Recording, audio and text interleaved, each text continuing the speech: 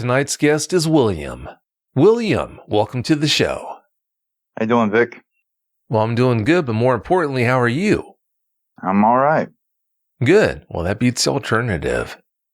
William, please give us a brief bio on yourself.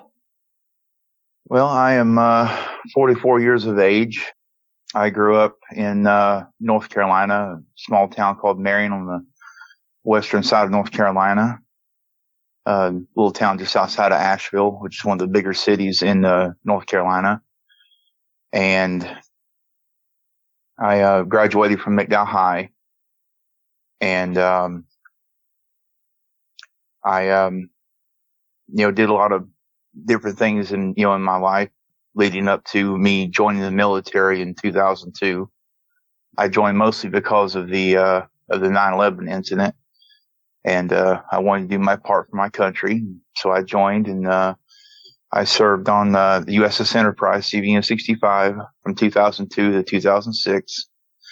And after I got out of the military, I did a few odd jobs until I landed a really awesome job with a man that I met, owned a movie production company. And I started working for him, learning special effects and how to create props and how to create makeup and do appliances and stuff like that. And I worked for him for about 4 or 5 years.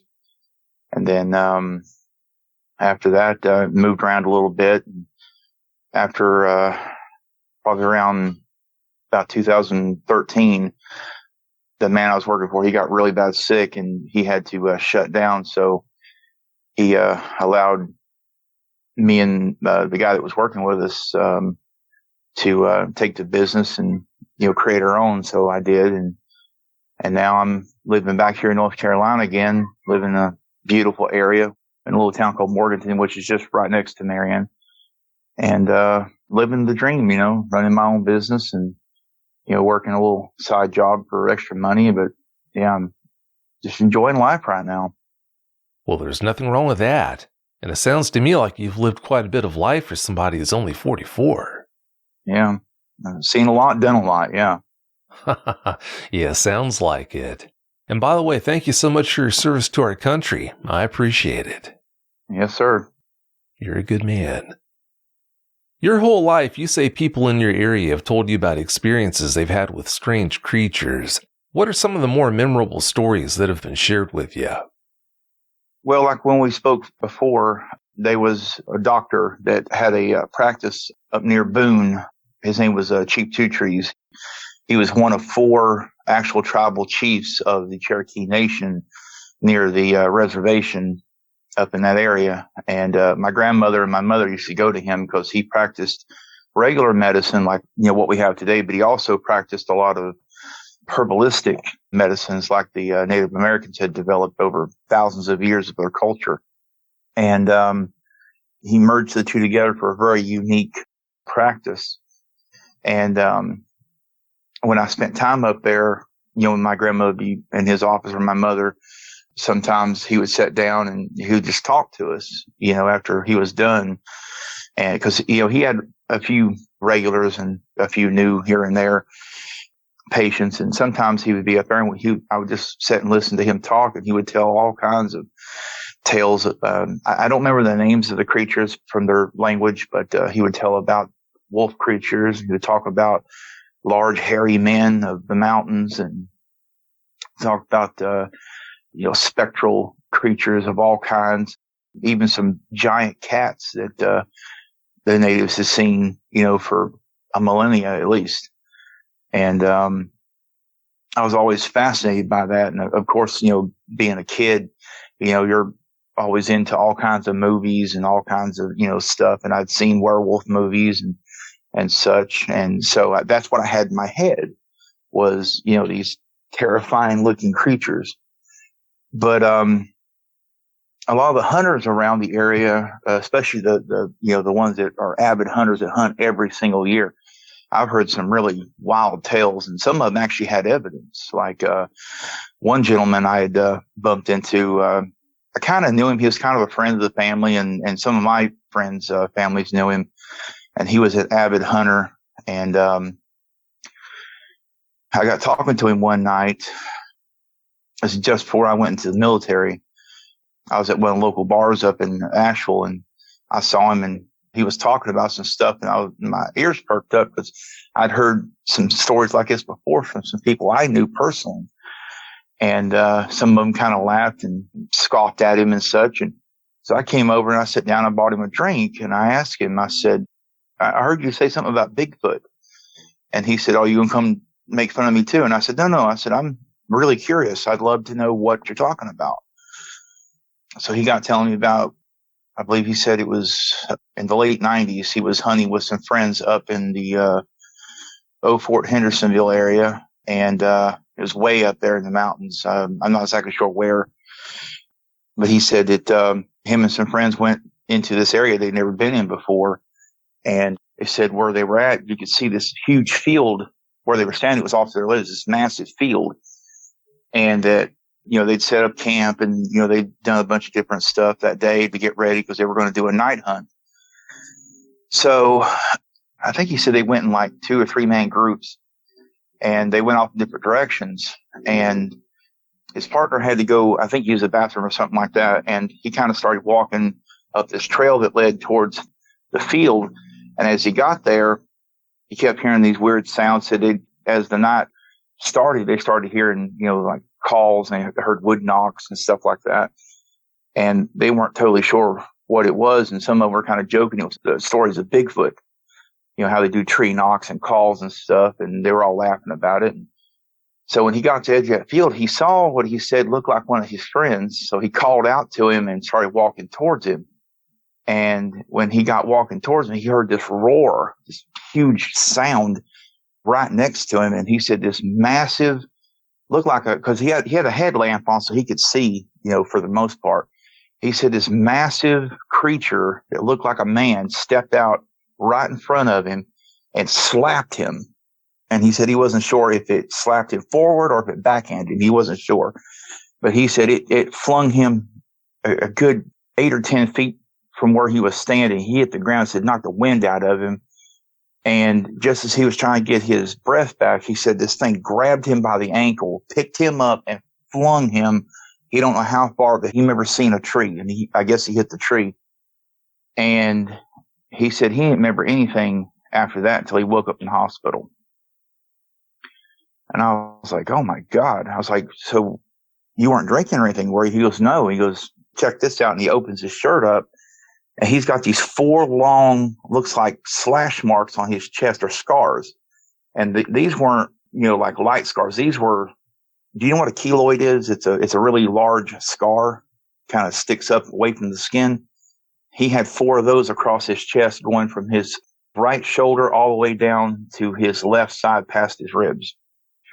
And he said when he woke up in the hospital, he said when they took the bandages off so that he could see what had happened when they were cleaning the wounds, he said he looked like a fish had been laid open. Wow.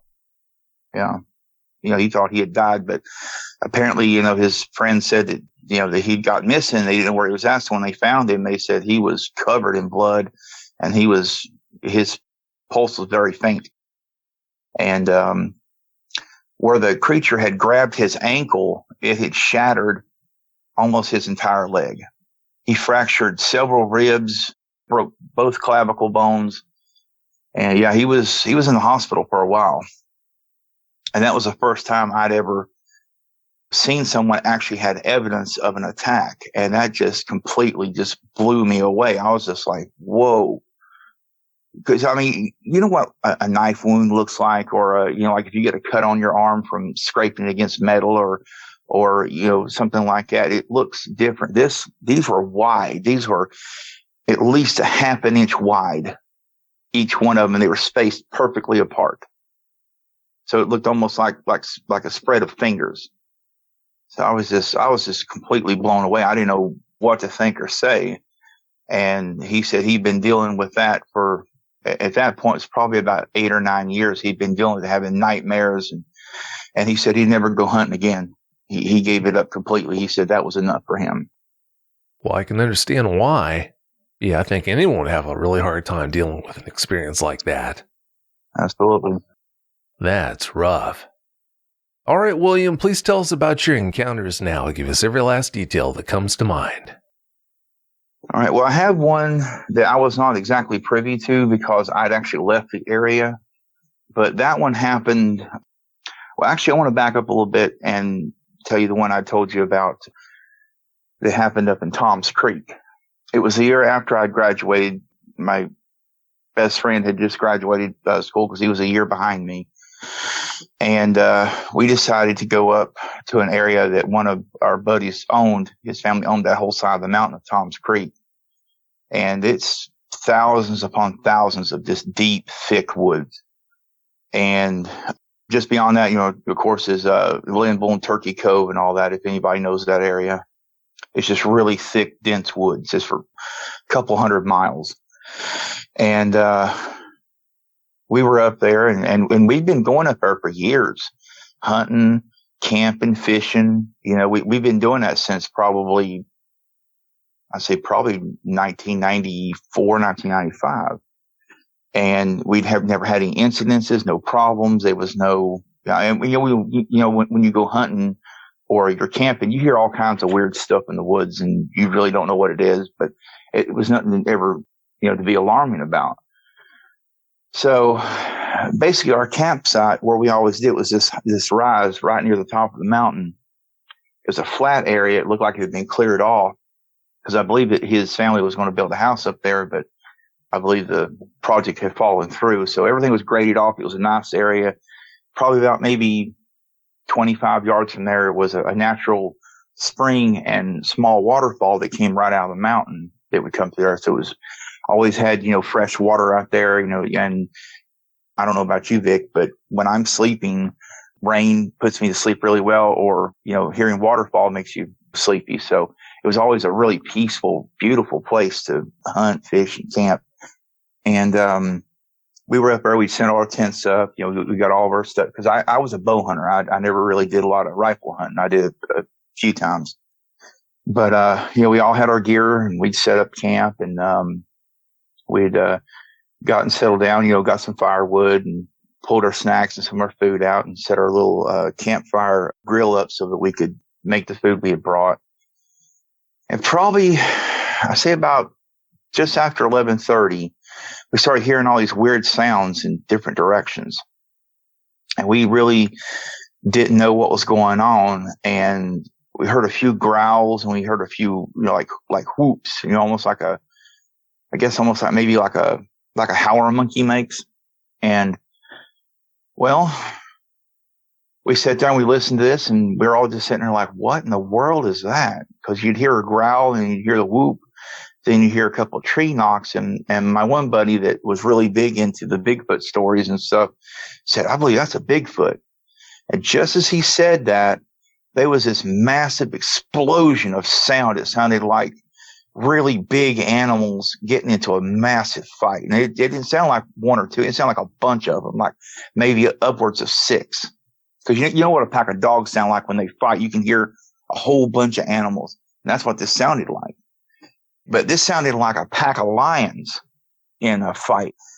And after a few seconds, it stopped, and you could hear like heavy footstep running in like different directions. And then suddenly another big explosion of fighting. I mean, it was loud. You could hear it all over the mountain because it echoed everywhere. And it went on like that for a good 10, 15, 20 minutes, just back and forth. This big explosion. It just sounded like a massive fight. And after it happened, me and my buddies looked at each other, and we were like, do we really want to stay here? And everybody was like, no. So we packed up everything that was important to us, and we got in my buddy's truck, and the rest of them got in my other buddy's truck, and we hauled butt out of there. I was not going to, stick around to hear any more or possibly see what made that sound. So that was my first experience with either possibly Sasquatch or Dogman. And I know listeners at home probably have heard lions on TV or something like that, but imagine that in person, but twice as loud. I mean, it sent a cold chill up your back.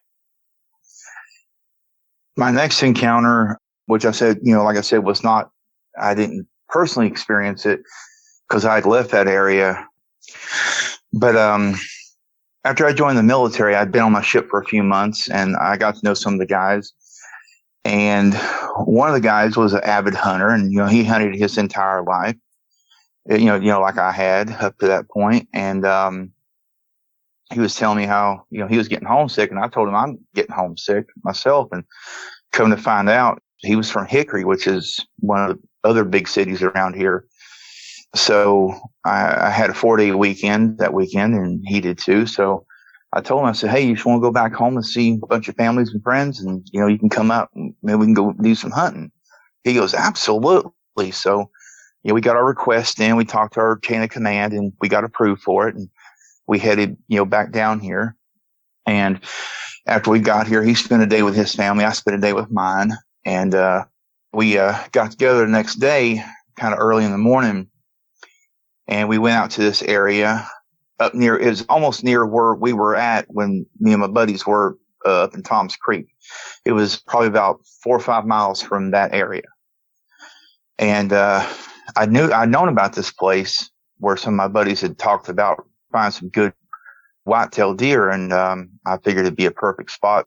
So we went and we talked to the landowner, and he had no problem with it. And so we hiked on up there. It took us about probably an hour and a half to get where we wanted in the vehicles, because where this place was at, it was like you get off the main road to a dirt road, and you turn on another dirt road and another dirt road, and then when you finally get to the end of that dirt road, you're there. So it took us about an hour, maybe between an hour and a half to get out there. And then it was about a 20-minute walk to the area up this big steep embankment to get to the area. Because once you got up there, it was almost like the entire top of the mountain had been cut off. And that led out to a lower area. Wasn't exactly a field, but it was kind of like a field. And it was big. It was real big. And we got up there and we got into some little grove of trees. And I told him, I said, yeah, this is where my buddy said he gets some really good deer. So we set up, and we really didn't see anything, for a long time, probably 2 or 3 hours, nothing. There was nothing, really moving around. It was not exactly quiet, but it was getting there.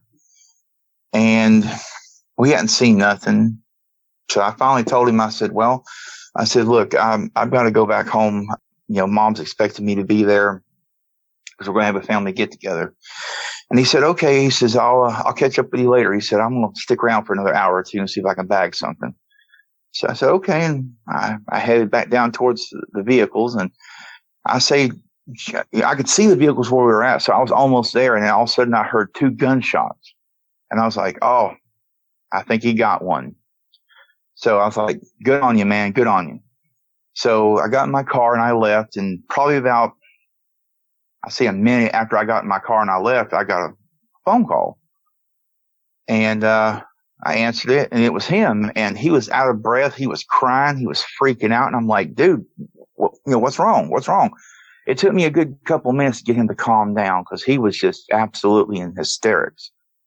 So finally, when he calmed down enough where I could actually understand him, he said, I almost died. And I was like, what do you mean? And he goes, I got attacked by something. Like, he said, it looked like a werewolf, like that movie American Werewolf in London, just a whole lot bigger. And I'm like, what? He goes, yeah. I said, okay, calm down. Tell me what happened. So he said, after I'd left, he said it was probably just a couple of minutes after I left, he heard some running, like something was running through the woods. And he said this doe was running right at him, and he pulled his weapon up to get ready to fire at it. And directly in front of where we were at, there was a thicket of bushes. Off to the left and off to the right was a big grove of trees. So it was almost like a path down through there. And this doe was running at full speed directly towards him down that path. And when she got right to the entrance, she booked left, and he fired. And just as he fired, he said this big werewolf, this black werewolf looking thing jumps out of the bushes, grabs this doe, and rips her head off right in front of him. And he said, I didn't know what to think. He said, it just like it appeared all of a sudden, right out of the bushes.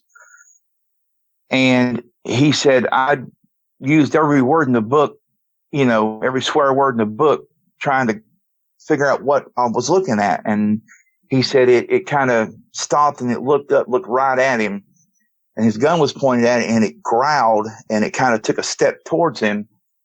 And he went to move. And when he went to move, it charged at him and he fired. And I don't know if he missed, but he said that it kept coming. So he dropped his rifle and took off running. And he said when he made it back to his truck, he looked back, it was nowhere to be found. So I'm thinking it was maybe a bluff charge. But when he got back in the car, he called me and he was driving and he was in absolute hysterics. And I said, dude, something that big with the rifle you had, because I think he had a Browning Auto. I told him, I said, you're not going to stop something that's bigger than a deer, especially if it's like the size of a bear. You're not going to stop it. And I said, that was the dumbest thing you could have done was shot at, because I think pretty much what you've done is you ticked it off. So he got back to his mom's place, told his family about it. They didn't believe him. So he called me a few hours after that, and I drove down to Hickory and we got up together, and he told me, he said, I don't know what to do. He said that was the most terrifying thing I'd ever seen. And I said, well, how big do you think it was? And he said, it was at least twice my size. And I said, did you get a good look at it? He goes, oh yeah. He said, imagine a bodybuilder covered in fur with a dog's head. And he said it was jet black and had yellow eyes. And I was like, oh, I said, that sounds like a werewolf. But I said, they're not supposed to exist, are they? And he goes, no, they're not. So I'm like, dude, when you go back to our command, you better not say a word about this. They're going to lock you up in the nut house. So, we talked and hung out for a little bit, had a few beers. And then when when the day came for us to leave, we left and went back to our command. And I saw him a few times after that. But just before I was getting out in 2006, I heard he had been medically discharged for psychological problems. And I'd never seen him after that since. So I don't know what happened to him, but I've never seen a girl. And this guy was, he was the big buff dude, wasn't afraid of anything, a man's man. He was an awesome guy, awesome friend, but not much spooked him. And when he called me panicking and crying and freaking out, I knew something was wrong. Something was real wrong. So that was my first encounter with the Dogman, but I wasn't directly involved with it. But I thought to myself many a time after that if I'd have stayed, would it had gotten one of us? Because I know that when we talked before, Vic, that you'd said that they're not really out to hurt people. A lot of times they're out to just scare them or run them out of their territory. But I think to myself, with how he shot at it and everything, would I have not shot at it myself? Seeing this massive thing covered in blood and it just ripped the head off a deer like it was a toy doll. And it still gives me cold chills to think that if I was there, would one of us made it out and one wouldn't have. So, I've thought about that many a time, especially after my last encounter. But even today, it's still terrifying to think of that moment and what he saw and how he felt, because I know I'd have probably been the same way. But that's the not involved encounters that I've had over the years. All right. Back about the beginning of this year, just after a lot of the restrictions for COVID was starting to let up, and people could start going back to work and such. I was working for a security company here in Morganton. I'm not going to say the name. I don't want to put them out there, but they had me working at different sites. And one of the sites they had me working at was up in Eau Fort, just outside the town of Eau Fort. This place used to be a furniture factory, and then it got bought out and the building got built onto, and it became a car parts manufacturer. And then they got bought out and the building was expanded even more. to the company it is today. And when I say building, I mean this thing is not a building. It could be almost his own little country. It's massive. I don't know how many employees work there, but it's huge. It takes about a 5 to almost 10 minute, because you can't drive fast in parking lots and stuff, but it takes about a good 5-10 minutes to go around this building completely on the outside. Walking, it'll probably take you about at least 20 or 30 minutes walking the entire around the building. It's massive. And I got put up there several times, not really had any problems or anything. And at night, it's real creepy because some of those areas are almost pitch black inside, and outside they have a certain amount of ambient light that's used to have on some areas outside the building, because, of course, they have camera systems all over the outside of the building for security and for safety purposes. So there has to be a certain amount of light out there. In the back, they have a lot of the machinery and equipment, and supplies and stuff that they bring, like metal and stuff that they bring in to machine for the different things they build. And the night in question, it was March 27th. It's just after my birthday. And I was up there, and one of the guards that had been there for a long time was taking me around to show me some new stuff that had been implemented and some new equipment. They were actually doing some construction because they were building a new section onto it. And he was taking me out where they were building a secondary building for storage on the back side. Because since I'd worked there the previous time, they'd started new construction and I hadn't seen it yet. So he had to show me all that.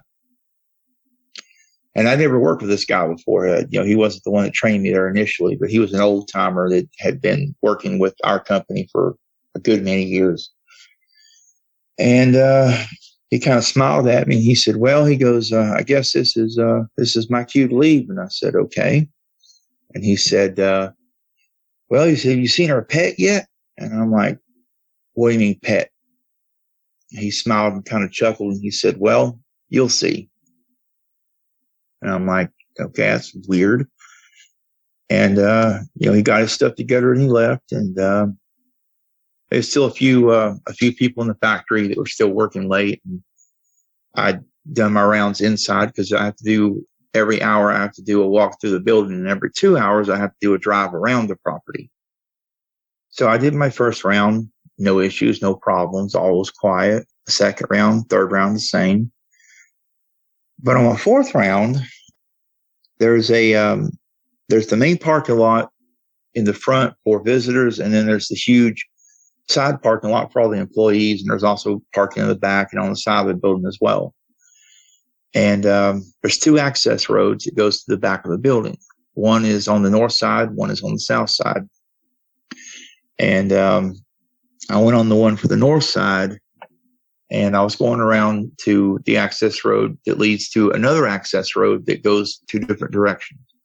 One goes towards the interstate, which is to your left. And there's an old set of train tracks out there that had a feed mill building that used to be when it was a furniture factory. They'd bring the lumber in and they would drop it off there. But that building hadn't been used in probably 30, 40 years. And there's a massive 12-foot high fence that runs along the whole back of the property. And it leads to both sides of the property as well, that cordons off all the areas to the north or the south, so people can't get in and just walk through whatever. Because like I said, they had a lot of equipment and materials out in the back that they didn't want anybody to mess with. And at the top of this fence, there's not exactly razor wire, but it's really large barbed wire. It's really, really big. And it's 12 feet tall to the top of that. So, if you were to climb it, it would be a struggle to get over that thing. So then the road to the right, it goes on around, it goes around behind the building, and it goes the full length of the building. And right there, when you pull into the access road, there's this massive field that's adjacent to the building on the backside that leads all the way to the interstate. And the interstate's probably about 1,000 yards from roughly. I'd say about 1,000 yards from the back of the building. So pretty good distance. And the field is probably almost as long as that on the back of the building. And on either side is basically just thick woods. There's a few buildings here or there on either side, but it's mostly thick woods from there on. On the other side of the interstate, it's just nothing but dense forest for at least, I say good 20, 25 miles, easy. I got up to the access road, and I was looking at because the way the access road is, it's the same level as the field, so there's no high rise to it or anything. It's all one level. And when I got to that road, I say probably maybe 100 feet away from me, was walking through that field, was a big dog. And I thought at first maybe it was a big deer, but then when I got closer to it, I realized it had a tail. It was a big bushy tail, and I was thinking, what is that? That's got to be the biggest dog I've ever seen in my life.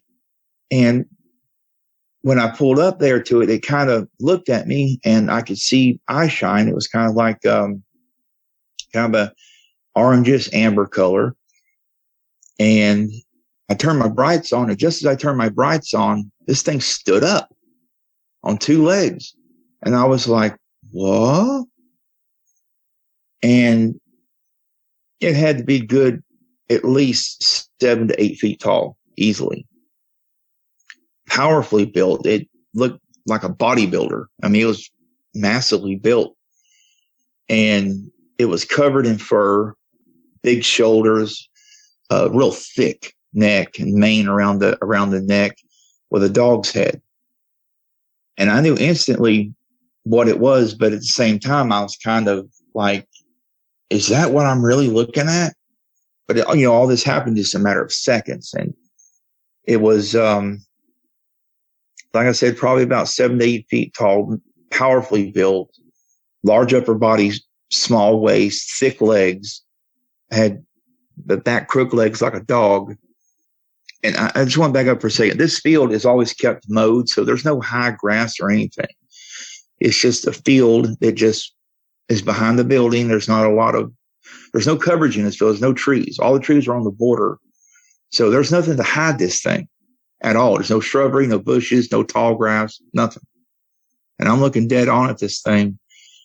But the curious thing about it was, it caught me by surprise, was it had the same coloration. Its fur looked like a golden retriever. It was like this kind of caramel color, kind of like a golden retriever. And it was a beautiful color. But on this thing, it was beautiful but terrifying at the same time. And when it stood up, you could see it did not have paws. It had full-on hands. I could see every single finger. And on the end of each finger was at least a 4 to 5 inch long claw, because you could see kind of a glint from the headlights on the claws. And when it stood up, its upper body kind of turned towards me, kind of like it was just, turned to look at me. And it was staying, pretty well still, except for it turning its body towards me. And then that's when I could see how defined the body. The body was extremely, imagine Arnold Schwarzenegger in a fur coat. But the hands, they look like, I guess maybe like ours, but they were kind of knobby looking. I guess maybe like raccoon hands, how raccoon hands has those large bulbuses at the tips into the fingers. But the weird thing about it was the body didn't match the fur. The body was like a darker brown. And you could clearly see that.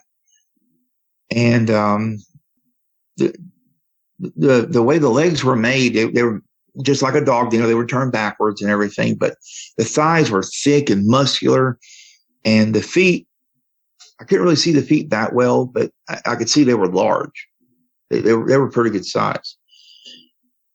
But when it was standing there, I didn't know what to do. So I was kind of freaking out, and I was getting cold chills, and I was freaking out. So the only thing I could think to do was to hit my horn. And the car I have doesn't have a typical horn. That sounds kind of like a low horn, like a beefy horn. Mine's a high pitched horn. It sounds like I don't know what it sounds like, but it's a really high pitched beep. It's not like a honk, it's a beep. And I hit my horn, and when I did, the dogman kind of flinched, kind of like the sound hurt it, or maybe even took it by surprise, and it bared its teeth at me, and its ears went down. And its ears was the typical, like German Shepherd, straight up ears with little tufts on the tips. But it didn't look like a German Shepherd. It looked like a golden retriever. If the audience knows what those look like, they're beautiful dogs, but that's kind of what it looked like. And when it bared its teeth at me, I was like, "Oh, I'm dead. I'm dead." And suddenly it stopped and kind of looked over its left shoulder like it was looking down the field, like it heard something. Then it turned back and looked at me, and I'm thinking, I got to get out of here. So I hit my horn again, and again the dogman kind of flinched. He bared his teeth at me again, and then he turned and took off running. And he was running like a linebacker, like someone running a football game. And that's when I could see that big tail behind him swishing. Looked like it was probably a good, probably 3 feet long and real bushy, like a fox's tail almost. And I sat there for a few seconds, not knowing what to do. So I know I'd probably be fired for it if they saw it on camera, but I shot around that building to the front side, and I got inside, and I didn't know what else to do. So I called my boss and told my boss, and she's like, "Just come by tomorrow and we'll talk about it." And I said, "Okay." So the next 6 rounds I tried to keep away from, I tried to get around that area as quick as possible because I didn't want to see that thing again. I did not want to see that thing again. That was ungodly terrifying. Even today, when I think about it, it gives me cold chills. But to be honest, like when I first talked to you, you said you don't think, it was wanting to hurt me because I kind of rolled up on it. I think maybe it was tracking something, there that I didn't see, and I disturbed its hunt maybe because it wasn't really interested in me. It looked more the look it gave me was the best way I can describe it is like, "What do you want?" Or "What are you doing here?" kind of look. Or like when you sneak up on a dog and it turns around and it looks at you, gives you that weird look, like, "Oh, like, what do what's going on? What are you doing?" So that's kind of the look I got from it. And the bronze in my car are really good, so I got a really good clear look at it. There's no, it was not a bear. There's no way this thing was a bear, because I've seen black bear, I've seen grizzly bears, I've been up north, I've seen Kodiaks, I've seen, I've even seen polar bears at the zoo. This thing was no bear. There's if someone was to tell me that was a bear, I'd tell them you're a liar, because this thing looked like a massive wolf. Because anybody that's hunted or anybody that knows anything about outdoors or anything about nature, a dog and a bear don't look nothing alike. There's no comparison. So after I got done with everything and I went home, I got up and my boss called me, and I came into work, or I came into the office. When I got in there, she took me back to her office, and there was 2 gentlemen there. One of them, he looked like an official from the town. He was in a suit, and I was thinking he was probably a lawyer. There's another man there. It was in a black suit, and he looked military. He had the military haircut, the stern countenance, the eyes that literally bore a hole in you. And he didn't say anything, but he gave me the awfulest death glare I've ever seen anyone give. And he stood right next to the door with his arms crossed and just glaring at me the entire time I was there. And my boss gave me a piece of paper and told me I needed to sign this. She says, a non-disclosure form for me to sign that as long as I work for that company, I'm not allowed to talk about the events of last night. And I told her, I said, I don't think I want to do this. And that guy kind of took a couple steps towards me, that military guy, and kind of just glared down at me. And I was like, oh, okay, so I know what this is, because I dealt with this before. When I was in the military, I dealt with this kind of thing before. So I signed it, and she said, everybody in the company knows about that thing. And she said, pretty much everybody's been there has seen it. So she said, you don't talk about it while you work for this company. And if you ever do talk about this, you will not bring our company up, because it was in the clause. I'm not allowed to talk about that company for 25 years. So I can't even mention the name, or I could be sued, or even possibly even put in jail. So anyway, after that, I worked for the company for about another 3 to 4 months, and I just, I had some issues. My mother got sick, and my daughter was having some health issues, so I had to quit. But always in the back of my mind, I had that thought, and I was like, I don't want to work for a company that's keeping secrets like that. I don't want to do that. So I left, and I haven't really had any encounters like that since then. But I don't think I ever want to, because that one time was enough. One time was definitely enough. And I still have nightmares about it every once in a while. But it's like when we talked before, I don't think he was wanting to hurt me. I just think that, I stumbled on it hunting something, and it didn't like me being there.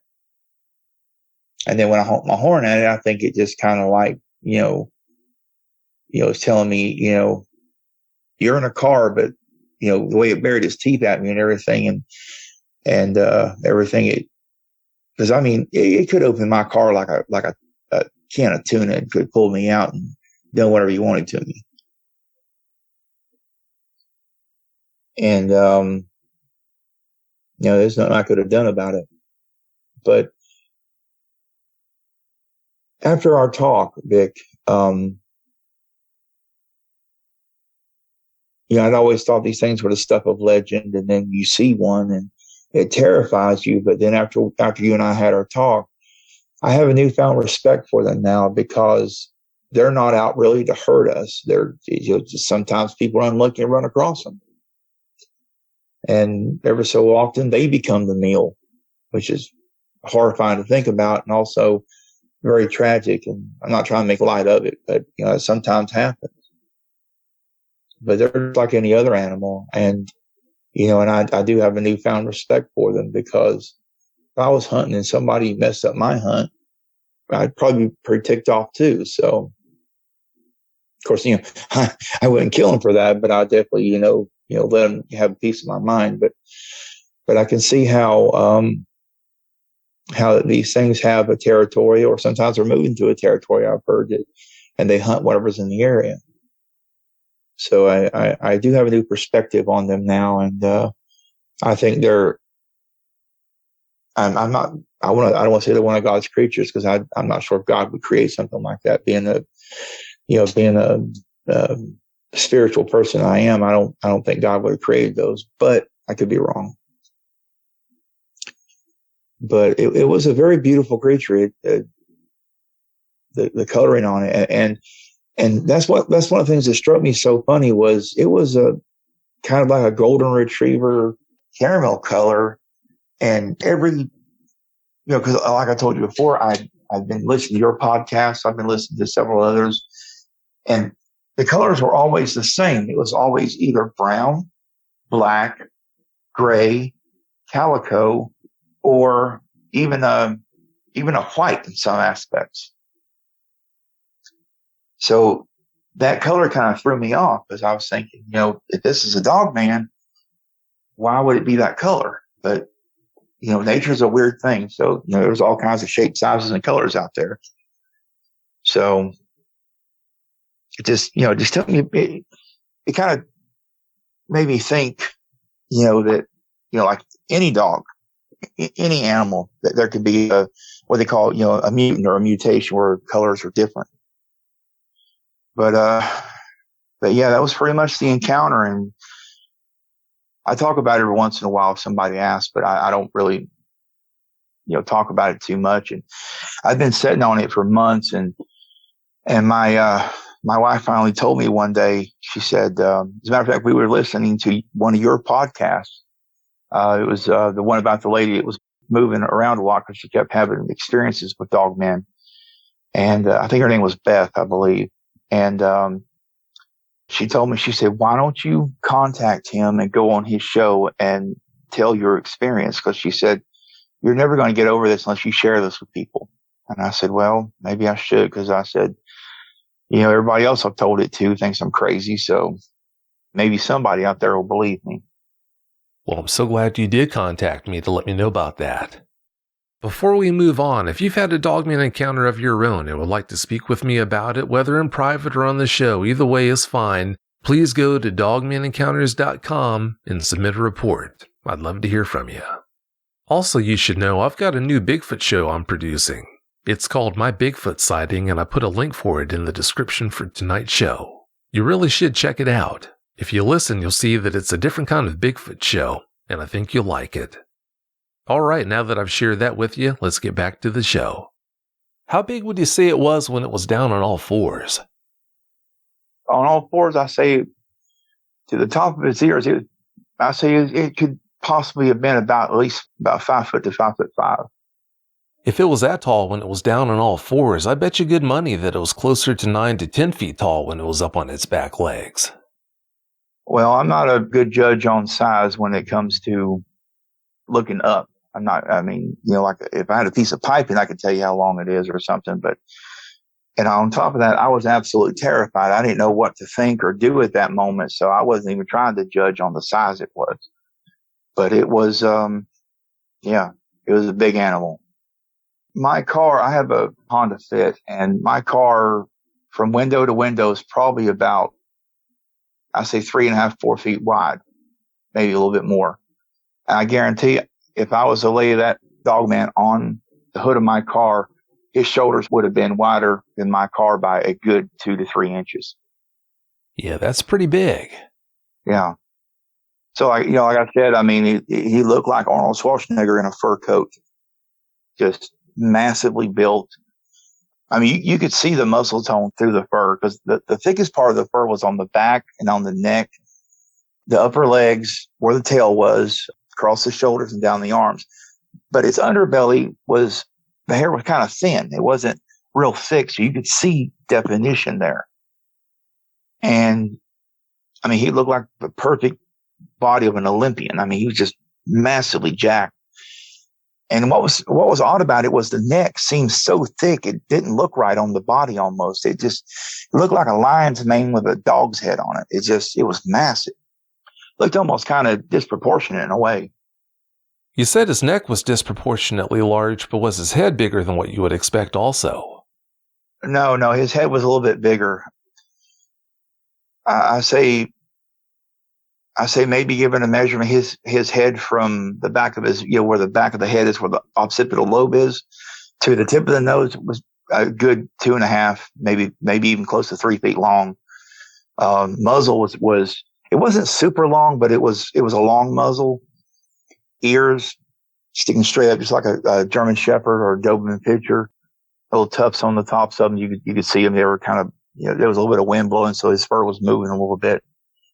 And the neck just looked really, really thick. I don't know if it was just thick fur or if his neck was that thick, because if his neck was that thick, then good Lord. But yeah, when he stood up, his head, kind of, went down like the way ours is, how our heads are aligned with our body. And it seemed completely natural and, had no weird movements or anything to get its head the way, it's supposed to be on an upright animal. Because when it was down all fours, the neck looked thick, but it didn't look that thick.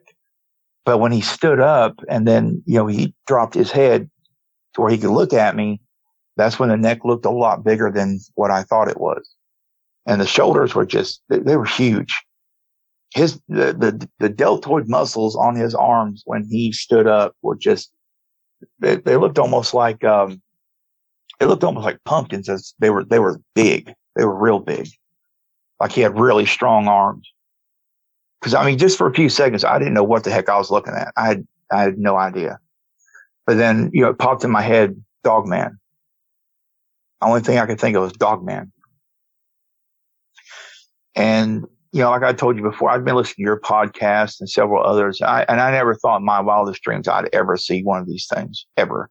I'd heard stories, I'd heard legends, but I never thought I'd actually see one. And when I saw it, I can understand the terror people feel when they talk about it. I can understand it. Well, you never do expect to see a Dogman until you do. Mm-hmm.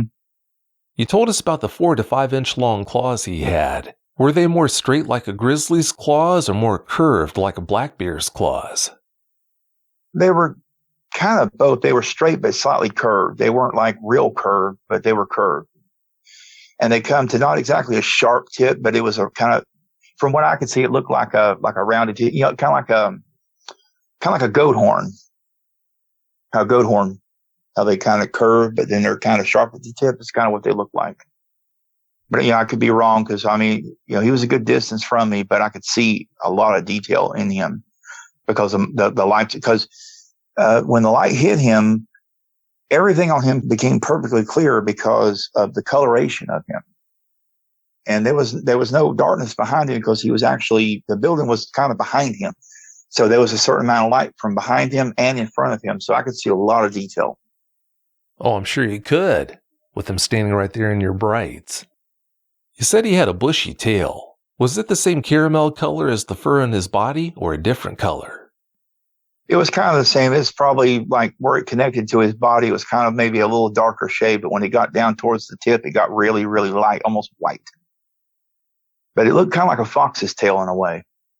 But that's a sight that you're never going to get out of your head. Nope. Yeah, I don't see how you could. Do you think it would have attacked you if you wouldn't have honked at it?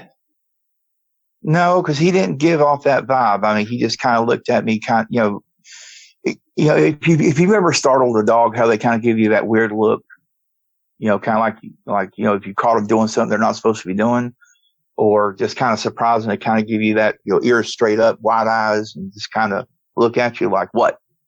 That's kind of what it gave me.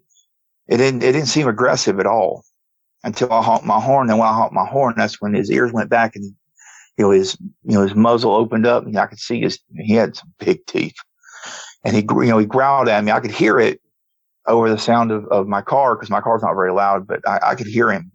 I had my windows down and it was kind of a cool night. So I could hear him clear as day. I could hear that growl and it was deep, but he wasn't focused on me. He was focused on something else because he kept looking over his shoulder. He looked over his shoulder at least twice before he took off. And, I really don't think he was interested in me. I just think more that he was just kind of like, I'm there and I'm more of like a nuisance to him is what it seemed like to me. He was not interested in me at all. But when I honked my horn, he got a little ticked at me for doing that because he like I said, he kind of winced, kind of like maybe the sound startled him or maybe hurt his ears. I don't know, but he kind of winced and he just kind of, gave me that look like, don't do that again. He showed a lot of restraint, same way a lot of dogmen do when people see them, but it's important that you don't lose sight of the fact that if he wanted to attack you and kill you or do whatever, he could have, but he didn't. So, yeah, please don't forget that. Now, I'm not saying that all dogmen are safe to be around and encounter. No, I'm not saying that at all, because any creature that you run into, if it has teeth and or claws, if you push the wrong buttons, it can attack. So, why should dogmen be any different? I'm just saying that in most cases, when you talk with eyewitnesses, they will tell you that the dogman that had them dead to rights, it let them go without so much as touching a single hair in their head. So that does show restraint. But having said that there, William, it's about time for us to get out of here. But before we do you have any closing comments you'd like to share?